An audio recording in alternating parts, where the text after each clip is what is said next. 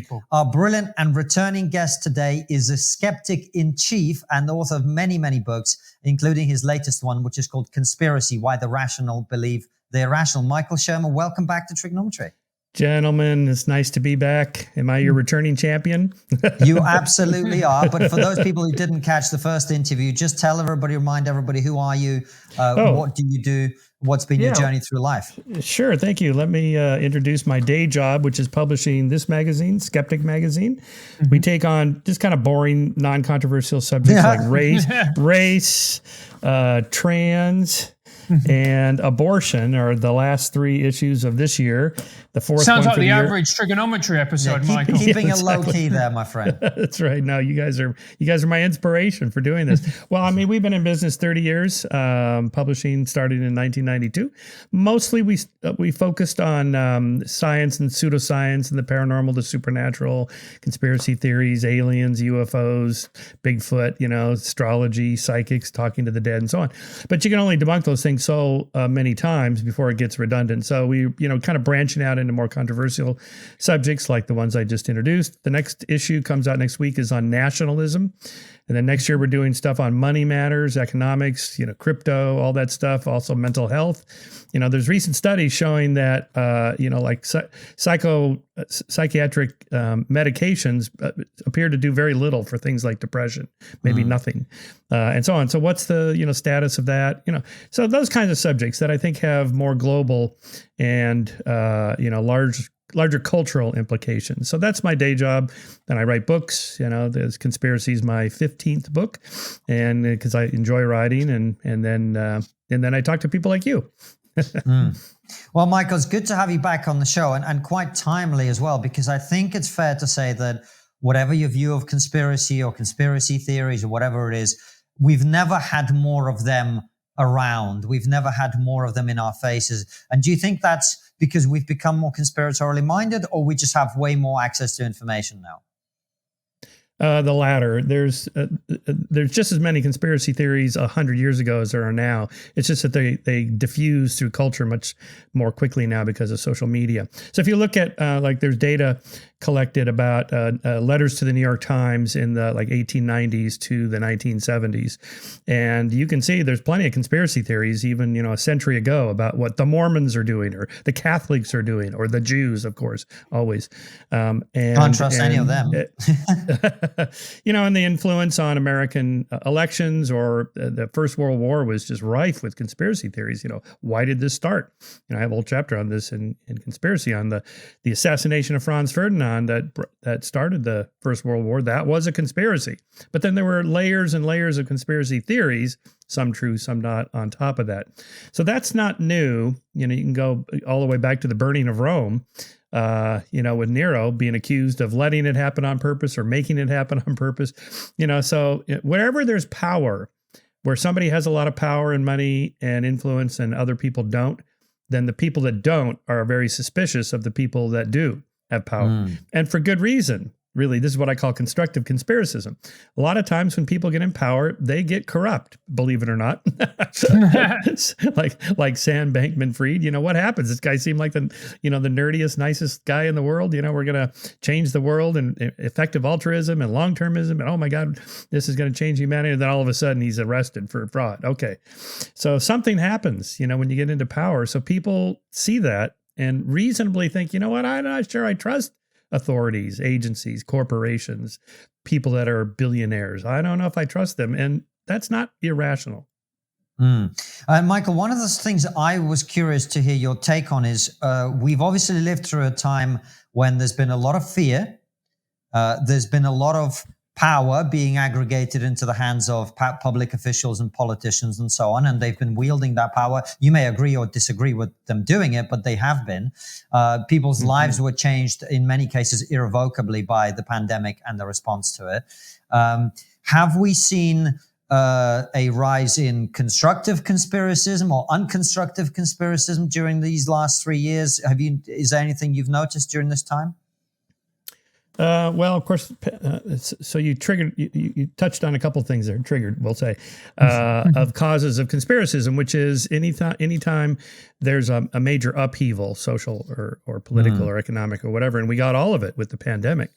I mean, you have political upheavals and economic recessions and so on. And also, governments just printing money and handing it out. I mean, there's a lot going on there. Uncertainty, nobody knows, to give some slack to Anthony Fauci and the CDC and other health agencies around the world. Nobody knew in the spring of 2020 exactly what was going to happen. What would the death rate be of the SARS-CoV-2 virus and COVID-19 disease of it? It could have been like Ebola. It could have been worse. And I'm fond of reminding people, HIV was 100% fatal until the drug cocktails in the late 90s. 100%.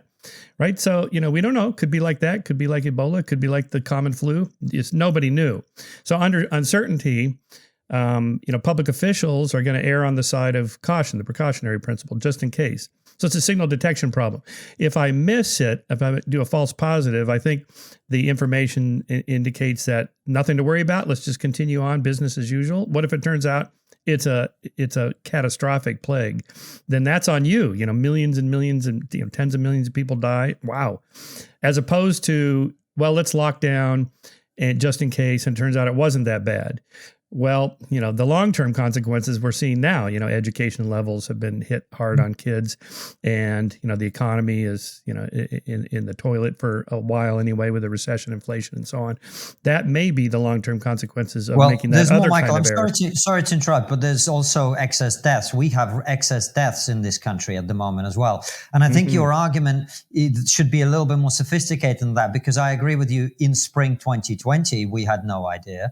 And at that time, Francis, myself, everybody I knew, frankly, supported the lockdown.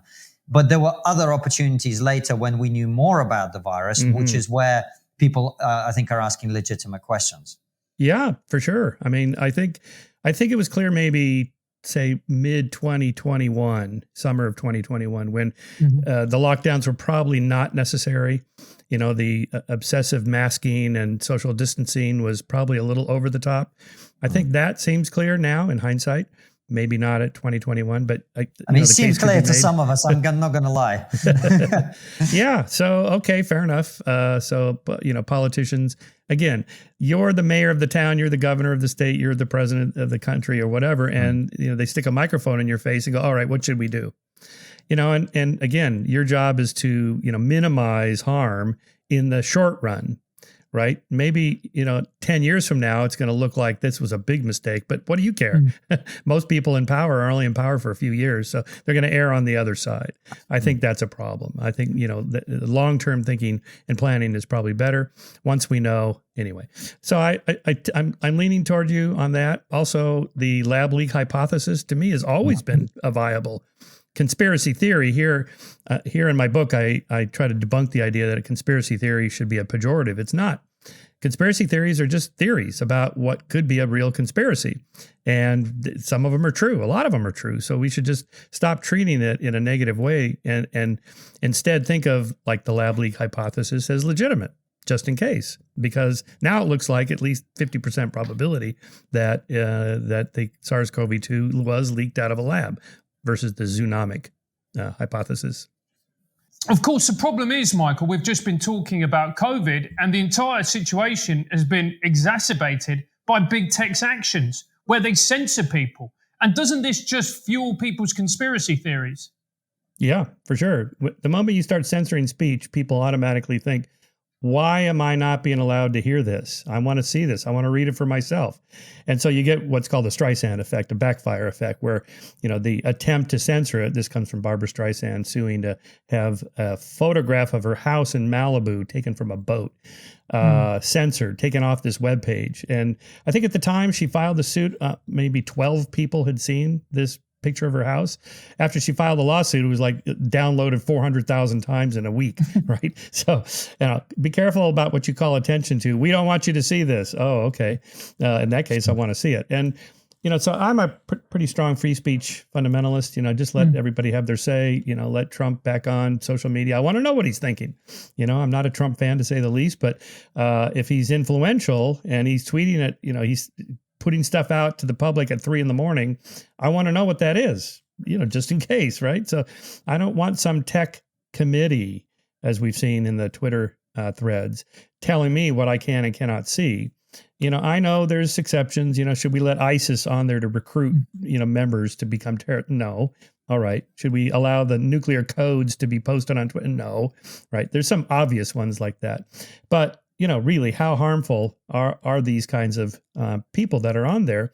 And the hypocrisy, right? So Barry Weiss posted that one of, the decisions to kick Trump off Twitter was pretty questionable, right? They went back and forth for days and finally decided to kick him off.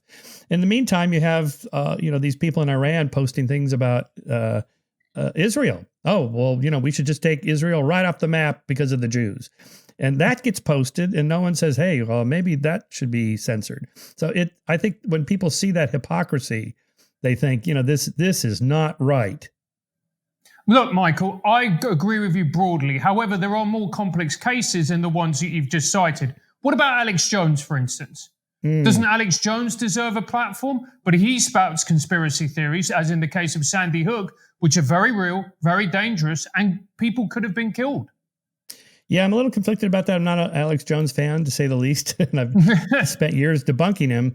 Why is he responsible for what his lunatic wackadoodle followers do? Why aren't they responsible? I only know of one case of a woman who actually went into somebody's house or was on their lawn or something, who was convicted for harassing somebody at their home. The other family members were harassed by these people. I guess they were out on the public street, so it's harder to file charges against them for harassment if you're on a public ground, something like that. But it brings up the larger subject of, to what extent does somebody's words make somebody do something that they would not otherwise have done, like Trump's speech on January 6th that morning.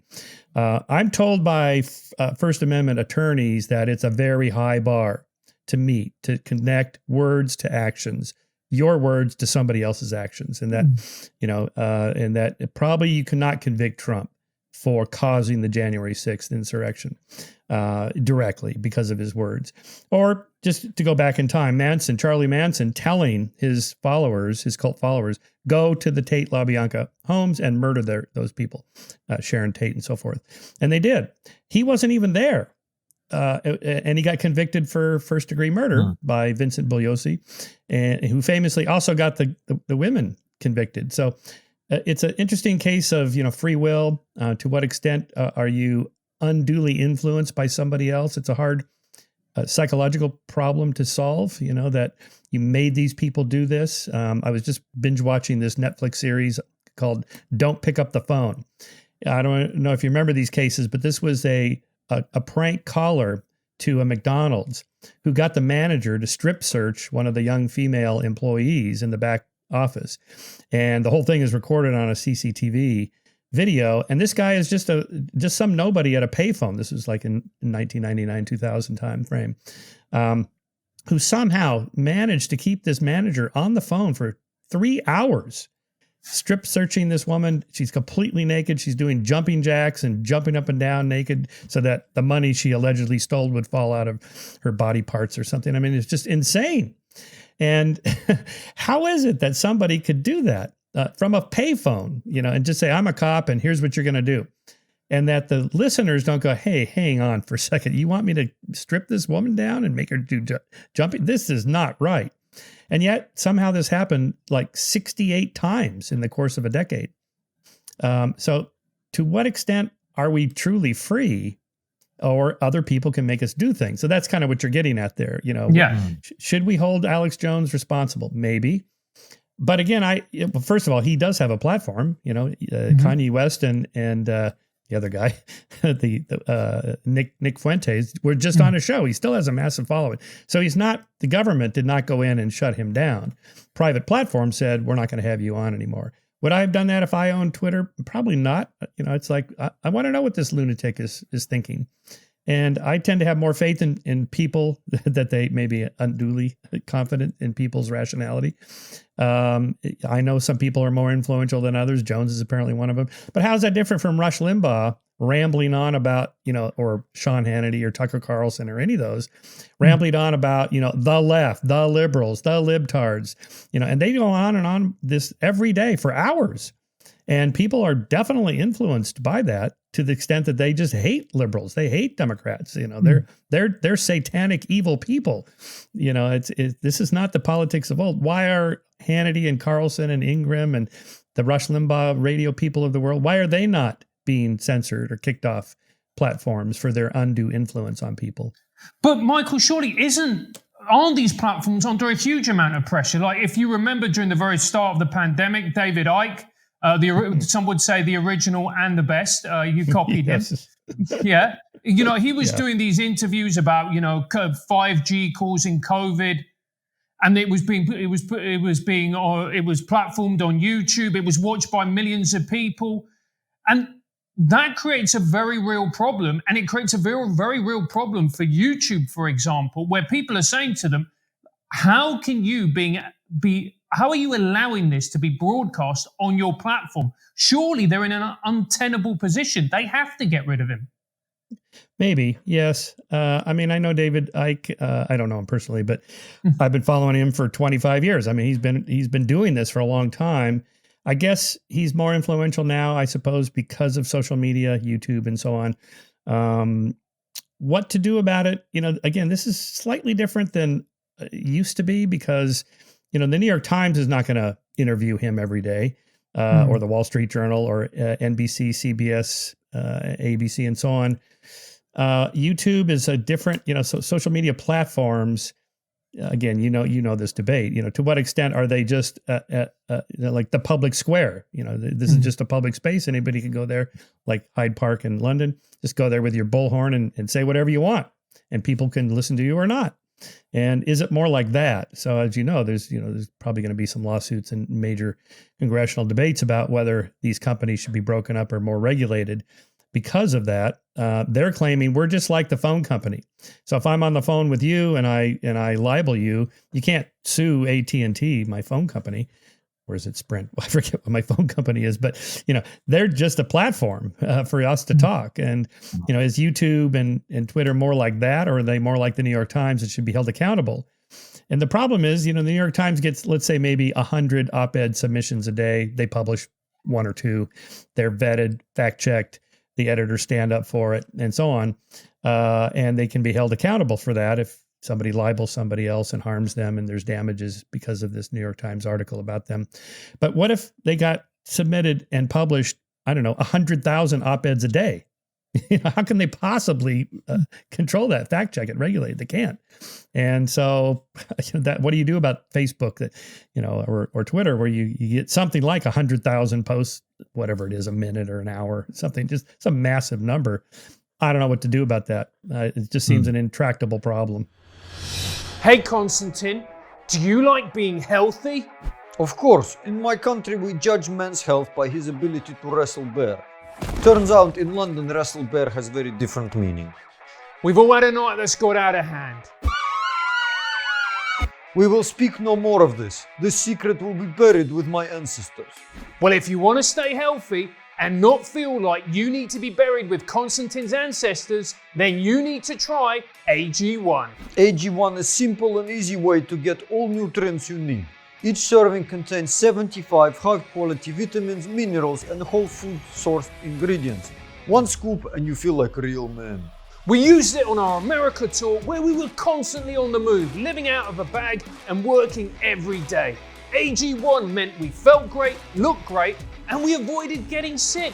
One scoop a day meant we knew we had all the vitamins and minerals needed for the day. We had hugely successful trip. It is very economical, and I felt strong enough to wrestle American bear, which we all know is grotesquely weak compared to great Russian bear. If you're looking for a simpler and cost-effective supplement routine, AG1 is giving you a free 1-year supply of vitamin D and 5 travel packs with your first purchase. Go to athleticgreens.com athleticgreens.com/trigonometry. That's athleticgreens.com/trigonometry. Check it out and become real men like me. Michael, you mentioned the social media companies, and Twitter in particular is an interesting one because of the Twitter files information drops we've had over the last couple of weeks. And it's interesting to watch the different sides of the political spectrum. You know, Francis and I are somewhere in the center, so we just sit back and watch it unfold. And I look at the right, so to speak, if there is such a thing, and the right is like, this is a massive conspiracy. And on this particular issue, I actually, I lean towards not so much a conspiracy, but these people were doing things they shouldn't have been doing. They were lying about what they were doing. That's my opinion. And while the decisions, as you rightly say, are very difficult, they did not quite live up to the standards that they claimed to be upholding, in my opinion. On the other hand, the left is like, well, we knew this was going on. There's no problem. This is all just, you know, Elon trying to smear people and attack people that he's fired and whatever. Where do you come down? Is the Twitter files a big reveal, or is it a damp squib? Yeah, so I have read it. I was not surprised because I think we all knew that Twitter was pretty far left leaning.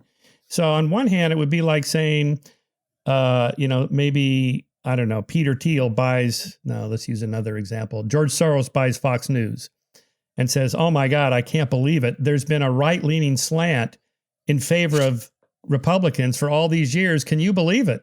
Everybody would be like, what, are you crazy? Everybody knows that. You can't watch it for 5 minutes and not realize it's a total right-leaning GOP But platform. Michael, there's a difference though. No one's been gaslighting the public for years, claiming Fox News is a left of center publication. Whereas with true. Twitter, the argument was, oh no, we're not shadow banning anyone, except they were. Oh no, the decision to ban Donald Trump wasn't made because of personal animosity. Yet we find out that Yoel Roth, one of the major executives, had said that Nazis were in the White House 3 years earlier. So we were being told one thing, and then we find out, actually, yes, I agree with you. I was not surprised to find out that what Twitter had been saying for years was a lie. However, they were saying it wasn't a lie, and now we know and have evidence that it was a lie. I think that's quite significant, don't you? Yeah. Yeah. So to be fair, Fox News did drop its fair and balanced line that it used to use and pretending to be neutral. They've given that up. If Twitter did that, if they just said publicly years ago, you know what, we're a left-leaning liberal platform, have at it. That would be acceptable because then everybody knows. So yeah, I agree with you that the deception involved, we are politically neutral when the Twitter threads so far show that they're not politically neutral. Although again, I followed all those threads, I've read them all. They're little snippets. It would be nice to see those documents in more context. Sure. Like a nice 10,000 word investigative piece in the New Yorker or something like that you get where you see everything. And, who was this guy again? And how long had he been there? And how many documents were there? We get one document, but how many documents were there? Is this 1 out of 100? That's an anomaly and the rest are pretty neutral? Or is this a trend? We just haven't seen the larger context. So at the moment, I think I agree with you that Twitter as a public square where everybody can have their say and is neutral was not the case. And so that would be a kind of conspiracy. Back to my definition of conspiracy, 2 or more people plotting in secret to do something to a third party or somebody else illegally or immorally.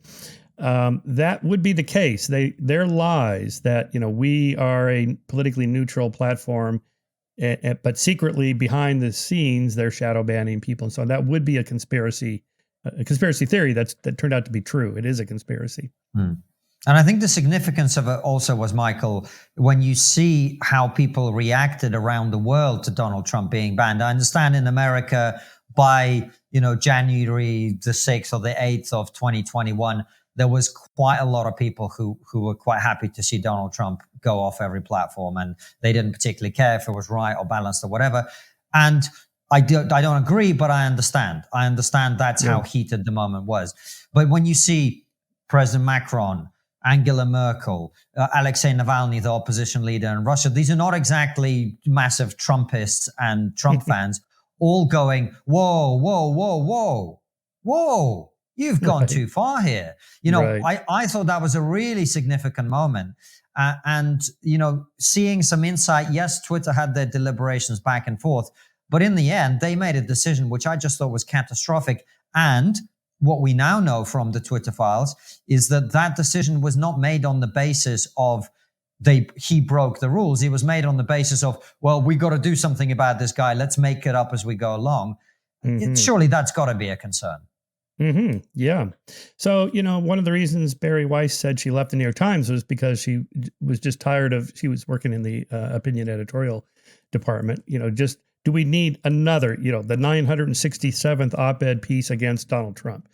You know, so, but again, I guess he would say, and you'd probably be right, the New York Times is clearly left-leaning, at least in their opinion section. That's the whole point. Just like the Wall Street Journal. If you want to read a good skeptics of climate change, read the Wall Street Journal. They publish Bjorn Lomborg pretty much every month, where he pushes back against, you know, the number of forest fires and the number of tornadoes, or, you know, the greenhouse gases causing this or that.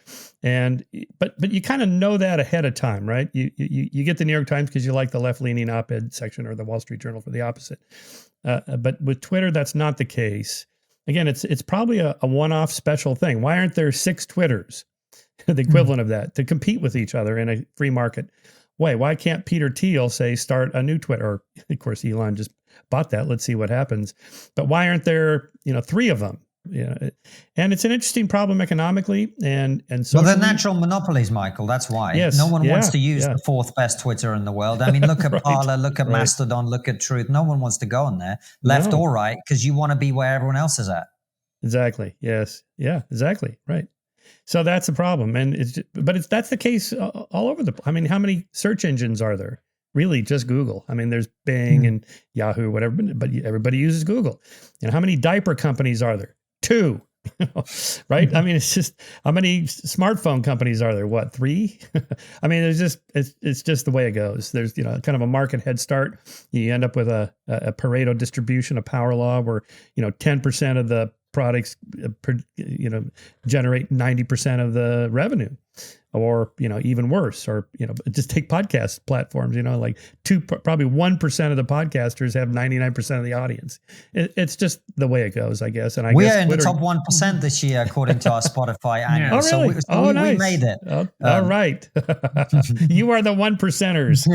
Yeah, we are. Yeah. Whoa. No. We don't have that. Anyway. But Michael, have people become more conspiratorial? Because it seems that there's a number of conspiracy theories that have been proven correct. For instance, a popular conspiracy, as you know, is, you know, there is this cabal of pedophiles, you know, who operate at the highest echelon of society.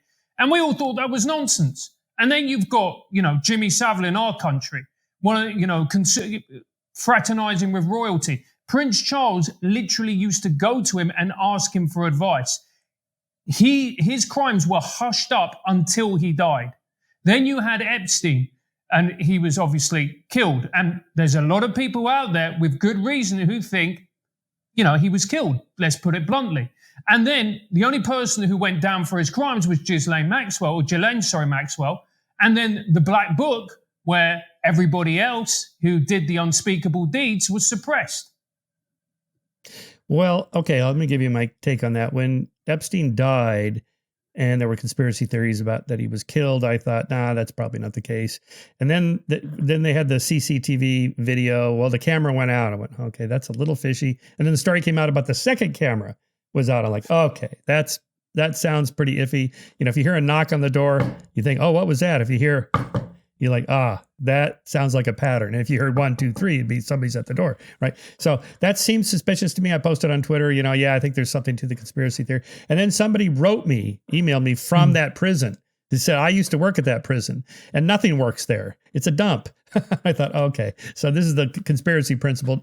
Don't attribute to malice what can be explained by incompetence or chance. So I'm back to thinking he probably just killed himself because he had nothing left to, you know, he just hit the wall. There was nothing more he could do.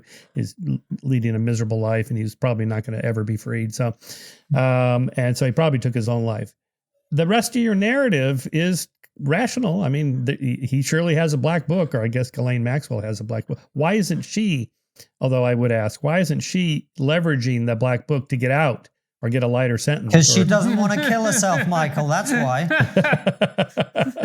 I mean, if I was her, because most of these cases like this are plea bargained early on. Like, okay, listen, I know you're about to put me on trial. I'm probably doomed. I got the black book. I'll name names if you let me go or let me free after 5 years or whatever, something like that. That she didn't do that is kind of suspicious.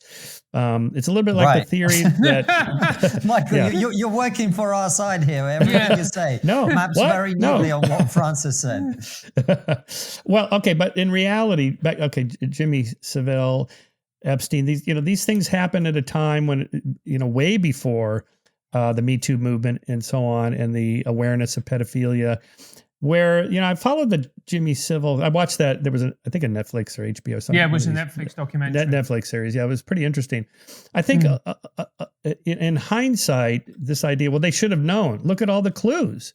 It's like, yeah, but you have the curse of knowledge. You already know what happened. So it's obvious when he jokes about children or he makes this little line about young girls or whatever. It's like, see, right there, he's admitting it. But only after the fact, when you already know he's a pedophile.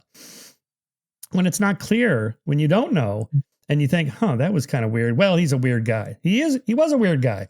And he was kind of quirky and odd. Putting it mildly, Michael. Putting it very mildly. Yeah. But I think a lot of this kind of hand-wringing after the fact, No, but the point is something else, Michael, which I think Francis is correct about, which is if you believe in the conspiracy theory that the world is run by a cabal of pedophiles, and I happen to not believe that, even though the things that Francis said I actually agree with, I think they're true. The thing with Jimmy Savile was he was celebrated, and we have clear evidence that it's not like he committed these crimes on his own and nobody knew. It's that lots and lots of people protected him and lots of people turned a blind eye, and he was extremely well connected in the highest echelons of society. So people knew what he was doing and they allowed him to get away with it because he was powerful. And so from that, I don't think it's much of a leap to conclude that there are probably other pedophiles, and the Epstein case shows that there are people who would go and do these things, who work together, who protect each other, who are very wealthy, and to this day, who do not get justice, right? Now, surely you take all those inputs. I wouldn't blame someone from concluding out of all of that the world is run by a cabal of pedophiles. Well, that's how the conspiracy theory starts. The Pizzagate one, for example, that there's a secret satanic cult of pedophiles operating out of the Comet Ping Pong Pizzeria run by Hillary Clinton. Do people really believe that? Do they really believe that? One guy did. Some people do. I don't, but I'm making a different point. I'm making a different point. I'll get to that. Michael. I'll get to let me address that. Sure. Sorry. Direct. So one guy did, Edgar Welch. He went there with his gun, which is what you would do if you really thought there was a crime being committed. No one was doing anything about it. So here is what I call proxy conspiracism or tribal conspiracism. I think when significant percentages of Republicans say, yeah, they think there might be something to the Pizzagate, the QAnon, the whole pedophile thing. Do they really believe that, or are they just kind of ticking off the box to pollsters? Yeah, that's what our tribe believes. Or yeah, it's a proxy for something else. I don't like the Clintons. I hate Hillary. I want to own the libtards. I don't like Democrats. And so even if I took you to the Comet Ping Pong Pizzeria and go, look, there's no basement. There's no pedophile ring here. It's not like you're going to go, oh, in that case, I'll vote for Hillary. You were never going to vote for Hillary, right? So it's a stand. It's a proxy. I don't like this group over here. People are saying they're doing these things. Yeah, maybe there's something to it. Even if there isn't in that case, there's kind of a more general negative valence to your opinions about them. Okay, so to the Epstein case. But let's just take. I think you're correct. I think there's a lot of people that are involved or aided. Take someone like not Epstein, the other movie mogul, Harvey Weinstein. It was clear his MO was that he would get these actresses to come up to his hotel room for a late night meeting, right? And so it's one thing to think, well, they're a little naive to go to a hotel room, by themselves with Jeffrey Epstein late at night and not think there was something going to happen sexually. But they didn't go up there by themselves. They were brought up there by women who worked for Weinstein, like his assistant director, or whoever whatever their job titles were. And they would go, well, Harvey wants to have a meeting with you. And they would actually get in the elevator and go up to the room with these women. So why have they not been convicted or tried or even charged with something like aiding and abetting a crime? That's a thing, right? So, and I have no idea why that's, but clearly that was part of the kind of psychological kind of prepping for getting somebody to let their guard down. The kind of the gift of fear, as it's called. Women have an instinct about not trusting men about possible sexual abuse. But if you have a woman in the elevator with you going, oh, I'm going to take you up to Harvey's room and we're going to have this meeting, you're thinking, well, I guess she's going to be here. If she's indicating it's okay, it must be okay.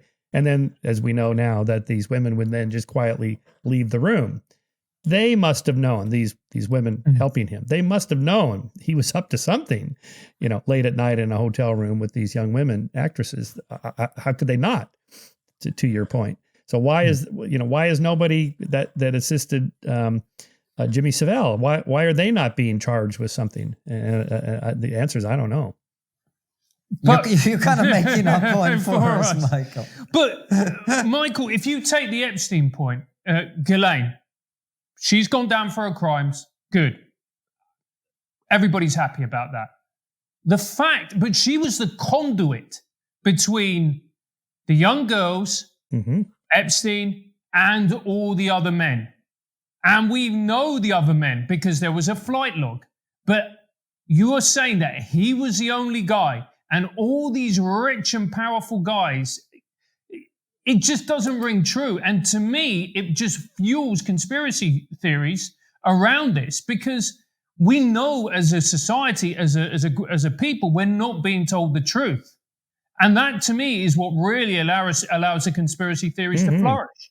This is, I tracked the origins of the Pizzagate conspiracy theory in my book, that it's kind of an overlapping of several threads. Again, just owning the libtards, hating the Democrats and so on. And then, all this stuff about the Clintons in the 90s and their, that they had people murdered and so on. And then Bill Clinton's, preference for young women, but adult women. And then you have the Epstein thing with, all these people on the jets, and Epstein's preference appeared to be young women, well, teenagers, right?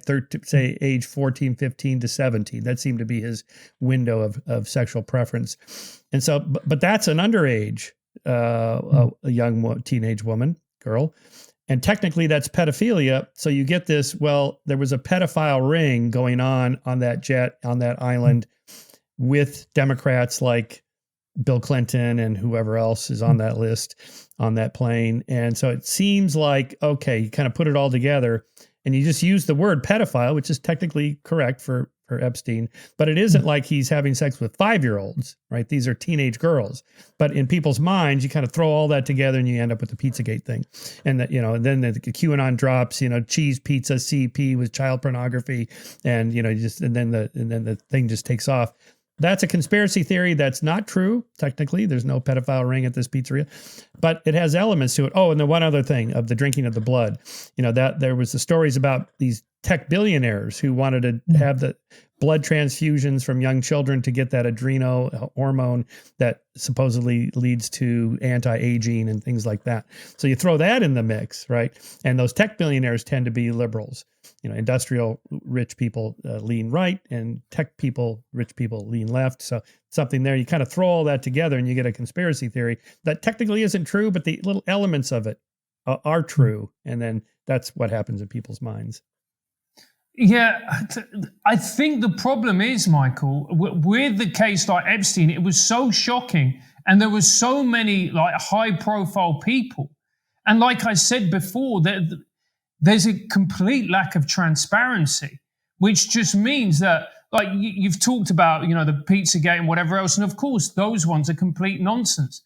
But this feels like something far more sinister and far more real and true to life. Mm-hmm. Right. Okay. So again, back to my constructive conspiracism, people are naturally suspicious and think there's something going on because often there is. So there's back to pedophilia, there are pedophiles. This really does happen. It really is a crime. And, what the numbers are debatable, whether it's, 1%, 2%, 6%, 10% of children are abused. It's debatable, but it's not zero. And so, like back in the 90s, we tracked a movement called the recovered memory movement, which was these are adult, mostly women, in therapy for various reasons, and being told by these therapists, well, perhaps you were, lost you guys.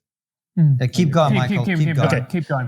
So back in the 90s, there was this recovered memory movement, which these mostly adult women in therapy were told by the therapist that maybe your problem stems from being molested as a child. And they were going, well, I don't think I was. I don't have any memory of that. Oh, well, it's a repressed memory. You repressed it because it's so traumatic. And now we can help you recover that memory of being molested. And this went on and on for years. And there were men, these are fathers, grandfathers, uncles, family friends, and so on, who were charged, tried, convicted, and jailed for molesting children based on only one of these recovered memories. They used hypnosis or just guided imagery or whatever in these therapy sessions. And it turned out to be complete bunk. This was totally stopped by lawsuits against these therapists for planting false memories. And the problem at the time, though, was that pedophilia is not zero. It's a real thing, right?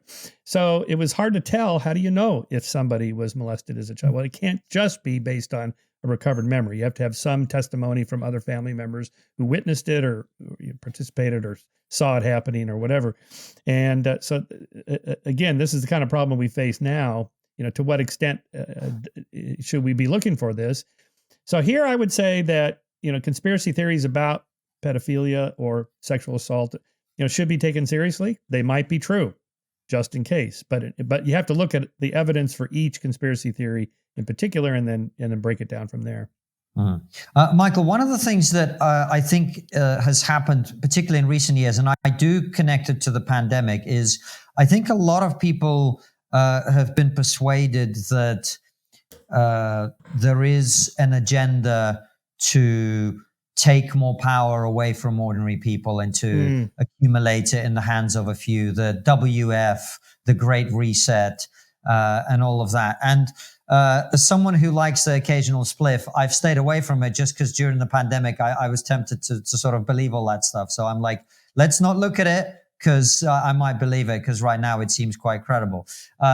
But a lot of people are talking about, we were actually going to be talking to Michael Schellenberger, who's written about this. And he's a guy I really respect. I think he's a great journalist. And he's written about it. And he says that there are elements of it which are true. And there's a book and the website and blah, blah, blah. I mean, I looked on the website. It didn't seem uber suspicious to me. But a lot of people are persuaded by all of this stuff. First of all, what do you make of all this stuff about Klaus Schwab? I mean, Klaus Schwab doesn't help himself the way he speaks and looks. It's not, he looks like a stereotypical villain. What do you make of the WF, the Great Reset, and all of that?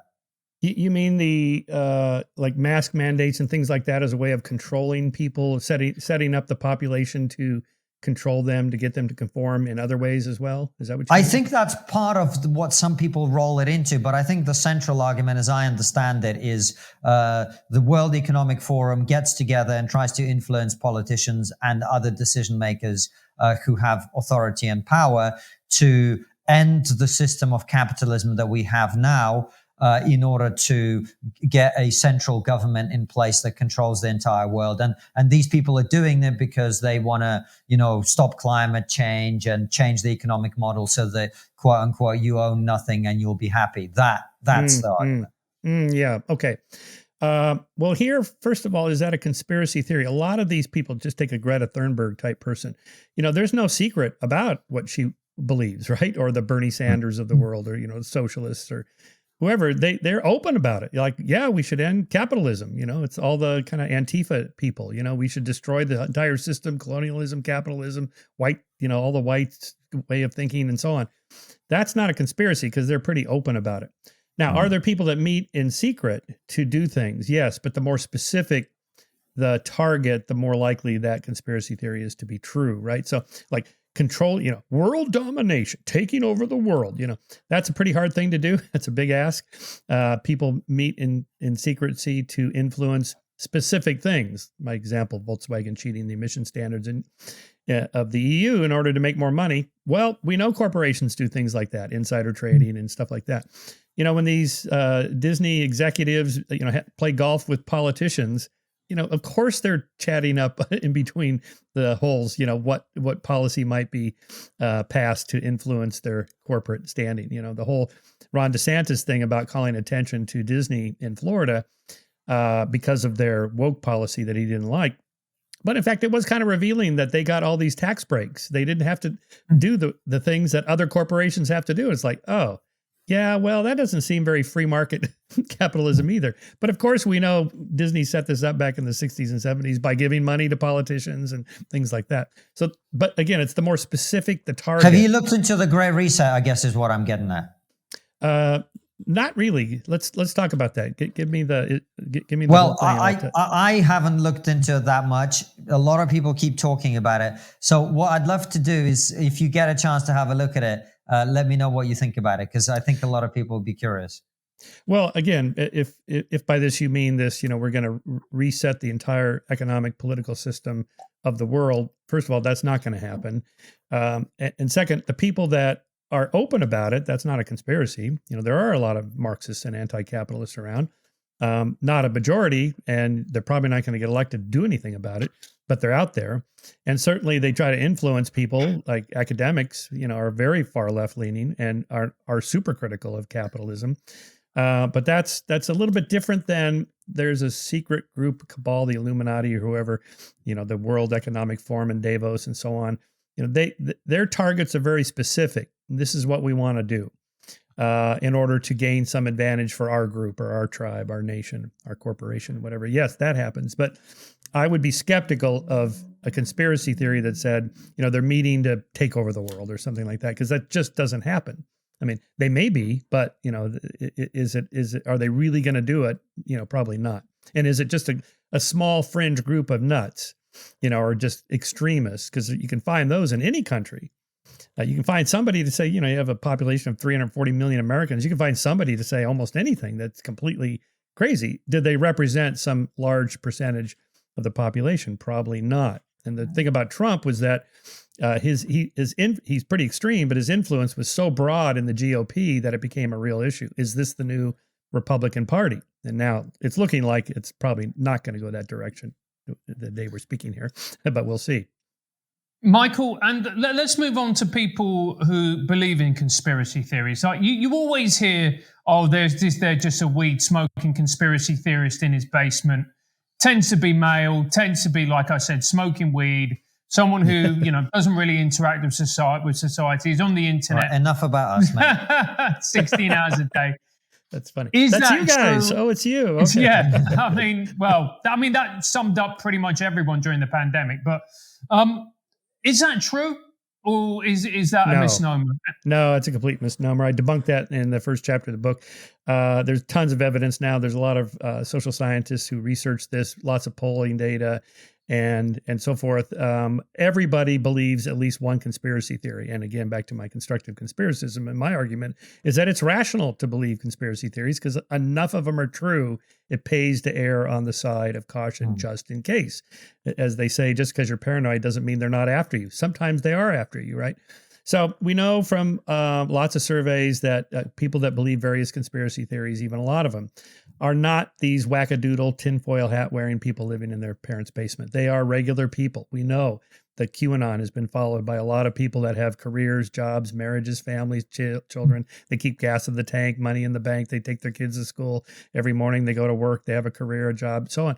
And then they show up on January 6th, to take over the U.S. government. Like, what? Why? Because they really believed it, and because the boss told them so. And, so but those people, we now know who all of them were, pretty much everybody who was there. These are normal people. And, if you look at any of the major conspiracy theories and who embraces it, most of it is just regular people. So one of the things I'm trying to do in the book is to dispel the myth of that conspiracy theory should be a pejorative. Oh, that's just a crazy conspiracy theory. That's a post-World War II phenomenon. And there's theories about that the CIA planted this idea, or the FBI, after the JFK assassination. Let's make conspiracy theories to sound like a crazy thing so we can, cover our tracks of the conspiracy theory that JFK was assassinated by the CIA or whoever. So there's some debates about that. But whatever the cause of that, before World War II, the idea of conspiracy theories was completely normal. People like Churchill and Roosevelt, leaders of the free world and so on, all embrace conspiracy theories. Again, the Catholics are doing this, the Jews are doing that, the Mormons are influencing our elections and so on. That was pretty normal, part of the regular conversation, not a pejorative at all. So I'm trying to get back to that because, again, if you just go through some of the conspiracies I cover in the book, the CIA MK Ultra program of dosing American citizens without their knowledge or consent with psychoactive drugs. What? Or Operation Paperclip, where we're hiring these Nazi scientists to build weapons of mass destruction for us, while some of their colleagues are being put on in the docket at Nuremberg and executed for war crimes, doing the same thing, right?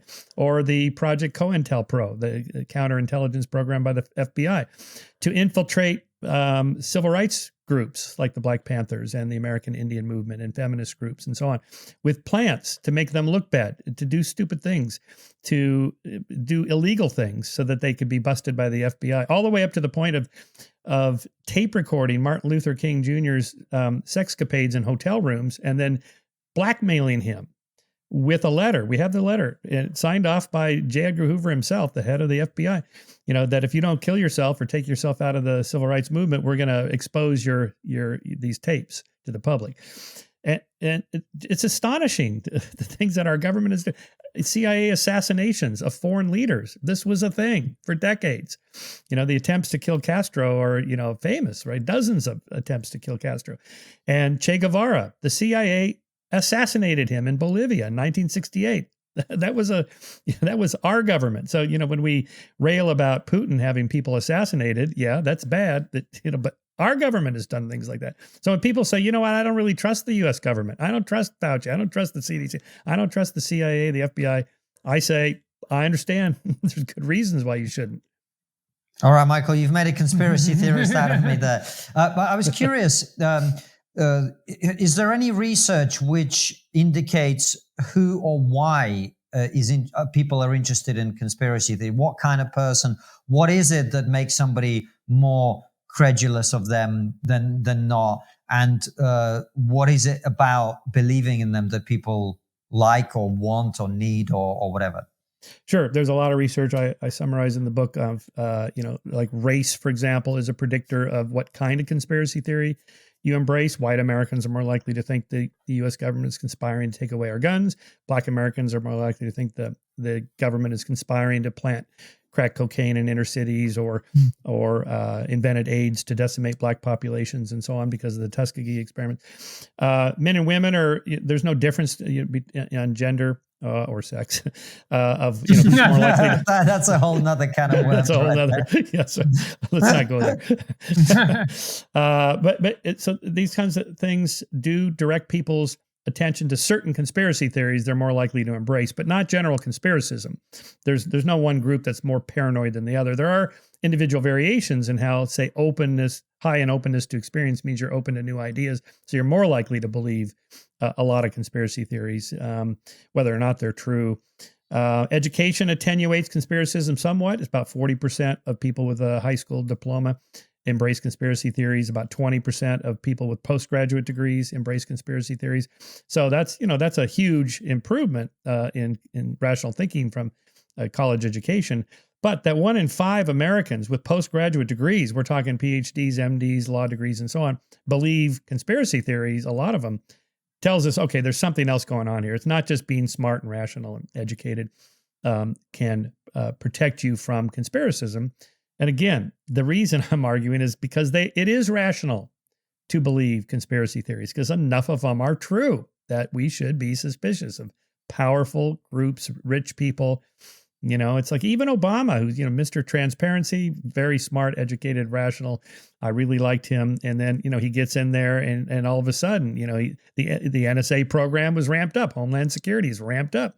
We're surveilling the American public, not just metadata, but actually surveilling people's calls and so on, even tracking Angela Merkel's cell phone call. Our government under Obama, not just Bush, but under Obama. He's going to close Gitmo. Didn't happen. Right? I mean, just think about that. We have prisoners in Guantanamo Bay in Cuba that are not protected by the Constitution or our legitimate legal system. They've been there 20 plus years without a trial. I mean, what? Our government's doing this. So no wonder, that people are suspicious. There's something happens when people get into power. I don't know what it is. It's like all of a sudden you start thinking differently. And, I think they take you in the back room and they go, okay, here's what's really going on in the world. They go, oh, I was going to pull the troops out. Yeah. No, don't worry. You're not doing that. Yeah, no, I can't do that. Michael, yeah. Sorry, I was going to ask if there's something, I noticed that among people who believe, particularly these conspiracy theories or, whatever you want to call them, these ideas about, I think at the core of them, there's a certain self-victimhood to them. There is, we are the oppressed, and the elites, this evil cabal of elites, have got together to take away even more of our rights. And they're going to take our money, and they're going to take our houses, and you can't have a hamburger anymore, and you can't drive a car. And look, maybe they've got legitimate concerns, but it seems to me when I talk to these people and I listen to the way they talk and I hear the stuff that they say, I get the sense that there's a part of them that actually really enjoys this idea. There's a kind of emotional reward to being this powerless person against whom the world is conspired. Have you any thoughts on that? Yeah. So this is what's known in conspiracy theory circles. Well, among scholars who study conspiracy theories, called conspiracy theories are for losers. That is, whoever loses an election thinks the other side was up to no good, some shenanigans or fraud or whatever. Every political party that's lost an election thinks that for a while. What's different now is that, Trump kept it going. Even after he won in 2016, he still thought there was fraud. It's like, what? Dude, you won. You're supposed to stop talking about conspiracy theories now. It's the Democrats that are supposed to be talking about conspiracy theories. And they did. And they did. Right. Oh, absolutely. Russian collusion and all that, much of which did not pan out like the Democrats thought. Or in previous elections, like in Bush, both 2000 with the Florida hanging Chad issue with Al Gore. And then in 2004, there were conspiracy theories from the Democrats that Bush, there was some shenanigans, and I think in Ohio and Iowa, or it might have been one of the other Midwest states, where there was supposedly election fraud going on that never panned out for the Democrats, right? So it's not fair to say, well, Republicans are more likely to be conspiratorial. No, Democrats are just as much. Trump's his own special case, I think. But that's pretty normal. We know that people, whoever falls out of power, whoever does not have as much money, control, power, thinks there's other, like in corporations, people on the bottom are more conspiratorial about the people at the top. People at the top usually don't have as much control and power as the people in the bottom think that they do. And then just extrapolate that out to the Jeff Bezos or Bill Gates or George Soros of the world, Elon Musk now, that, somehow there's something going on there. How'd they get that money? It's so much money. It seems unfair. And now they're wielding all that influence. Well, they probably are to a certain extent, right? And so it's reasonable, it's rational to be a little skeptical of that. It's really interesting what we're talking about, and particularly because the moment you said about, the loser always believes there's a conspiracy theory, I've been watching the football, or as you call it incorrectly, the Soccer World Cup, and Yes. every losing team, at least 2 or 3 people have come out, blamed the referee and said the referee is biased, said the referee is so I think it's just human nature, really, that we need to blame someone for our own failings. Yeah, there's studies on this of showing subjects videos of a football game or whatever, and some of the subjects are in favor of one team, other subjects are in favor of the other team, and they both see like the same foul or the same incident that the referee calls on. And the one side thinks, oh, it was a totally legitimate call, and the other side thinks, oh, it's the ref is blind or he's biased or whatever. It happens every time. That's totally tribalism. That's just tribal conspiracism, completely normal. And Michael, is there a correlation between drug taking and conspiracy theories and believing in them? I have not seen any research on that. But I guess it would depend on the kind of drugs. Right. If you talk about openness to experience, I imagine drugs which increase your openness to new experiences would increase your credulity for conspiracy theories. That would make sense, wouldn't it? I wonder which ones, though. Would cannabis do that? Certainly alcohol is a disinhibitory drug.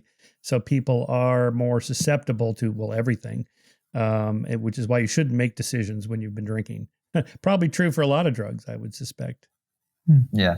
Well, Michael, it's been a fascinating chat. Thank you so much for coming back. As you know, we're going to ask you a couple of questions from our local supporters that only they will get to see. But as always, we've got one final question for you, which is, what is the one thing we're not talking about that we really should be? Oh, well, conspiracism, I think, again, is an important topic, more mainstream than anyone, I think, realized. I guess we're going to talk about something else. I really think this whole free speech issue is going to never end because it's a hard problem to solve. It's always open. I know you had our mutual friend Sam Harris on your show, and that erupted when he talked about censoring the Hunter Biden laptop. I certainly disagree with that. Put it all out there and let everybody have their say. But I do understand there's an argument to be made, right? When there's harm that's going to be done, and you kind of in a utilitarian way, you do that calculus. I try to see it from the other person's perspective. I see where Sam's coming from. I disagree with it, but I thought the heap of hate on his shoulders was a little much for that. People have different positions. There are legitimate arguments to be made on both sides. I pick one side, openness to free speech more than others, maybe, but there's an argument to be made on the other side. Anyway, I just was going to comment on that. I enjoyed your show with Sam on that issue. But it's an open debate, I think, to what extent we should just open up the barriers and let everybody have their say.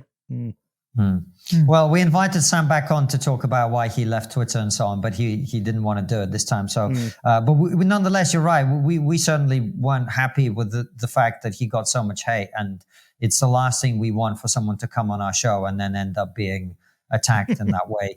Even if, whether we agree or disagree, in this case, I think we're much more aligned with your way of thinking about it. Anyway, Michael, the book is called Conspiracy. Where can people get it? Where can people find you online? So skeptic.com is my website, and you can order autographed books there. Or you can just go to Amazon or any bookstore carries it. So, and michaelshermer.com is my personal website, and my show, Michael Shermer Show. You can find it all at skeptic.com. And I've been a guest on it, so it must be good. Yes, Michael, that's right. That's right. Thanks so much for coming on, and thank you guys for watching and listening. We will see you very soon with another brilliant episode like this one, or a Raw show. All of them go out at 7 p.m. UK time. And for those of you who like your TRIGGERnometry on the go, it's also available as a podcast. Take care and see you soon, guys.